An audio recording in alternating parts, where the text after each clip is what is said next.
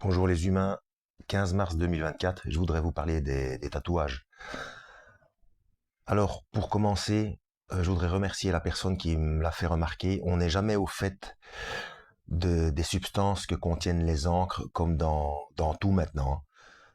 Que ce soit au niveau alimentation, que ce soit au niveau atmosphérique à cause des chemtrails, hein, toutes ces lignes blanches qu'on voit dans le ciel, puis même dans la flotte, etc. Enfin bref, qu'on y croit ou non, ils, ils mettent du graphène partout, hein. Donc, mais ça c'est un autre sujet. Mais donc pour user du principe de précaution, il faut toujours faire attention à ce qu'on ingère, de quelque manière que ce soit alimentaire ou injection, enfin bref, les injections, vous savez ce que j'en pense. Maintenant, alors que j'ai mon carnet de vaccination bien rempli, hein, mais cette thérapie génique là, non, pas question. Et puis maintenant, avec tout si je dois faire une autre injection, je serai méfiant. Parce que bon, on ne sait pas ce qu'ils mettent dedans, hein. Bon, de toute façon, c'est dans leur plan, le Forum économique mondial en a parlé, de toute manière. Bref. Alors, les tatouages. Donc, on est d'accord parce que les personnes qui sont contre les tatouages, et puis j'ai du principe de précaution, c'est toujours bon, et enfin, ils sortent toujours ce verset dans le Lévitique, chapitre 19, verset 28, hein. Voilà. Euh, vous ne ferez pas d'incision sur votre corps pour un mort, et vous ne ferez pas de tatouage. Je suis l'Éternel. Voilà. Seulement voilà, c'est le Lévitique. Et pourtant, même toujours dans l'Ancien Testament, dans Ésaïe,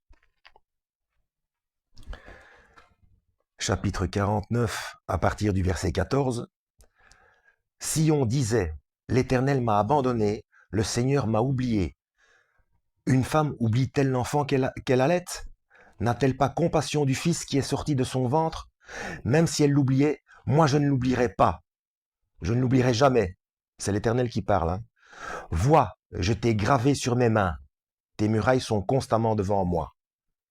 Vois, je t'ai gravé sur mes mains. C'est Dieu qui parle à son peuple pour lui dire qu'il ne l'oubliera jamais, malgré toutes ses fautes. Ensuite,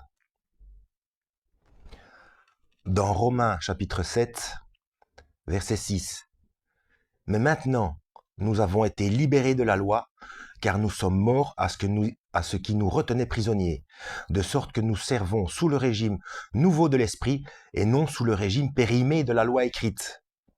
Parce que la loi est gravée dans le cœur. Ensuite, en Révélation Apocalypse, chapitre 19,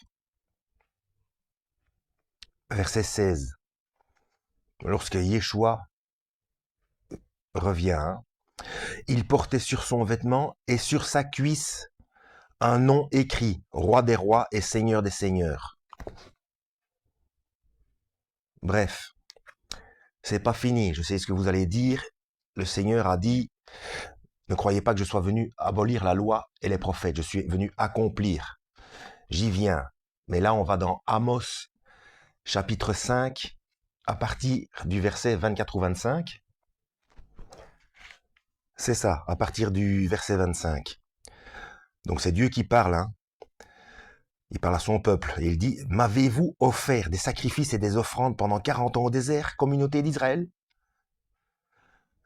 Non, vous avez porté Sakout, votre roi, et Kemphan, vos idoles, l'étoile de votre Dieu, donc l'étoile de Remphan, hein, que vous vous êtes fabriqué. Cette fameuse étoile à 6 branches qu'on appelle l'étoile de David, qui n'est jamais mentionnée dans la Bible. La seule fois où cette étoile est mentionnée, c'est l'étoile de Remphan. Euh, enfin, c'est un culte satanique, et c'est encore cité dans Jacques, je crois. Alors, donc c'est un petit clin d'œil amical aux Nazaréens, hein, qui usent du principe de précaution. Ils essayent de faire le maximum, hein. Je respecte beaucoup, hein. Mais ils se font, enfin, comment dire, ils ne tiennent pas compte de tout. Ils sont bloqués avec la loi. Quand Yeshua dit, ne croyez pas que je suis venu abolir la loi et les prophètes, mais accomplir. Accomplir, ça veut dire Donc, le salaire du péché, c'est la mort. Eh bien, il a accompli. Il a payé la dette, il est mort. Voilà, il a payé. Mais au niveau de la vraie loi, sinon il revient pas avec quelque chose tatoué sur sa cuisse. Et puis, évidemment, s'il y a quelque chose de tatoué sur sa cuisse, c'est pas avec des encres qu'il y a ici sur Terre. Hein, on est d'accord. Hein. Donc, méfiez-vous du Lévitique, parce que même Yeshua, il y a plein d'exemples comme ça, notamment la lettre de divorce qui est dans le Lévitique.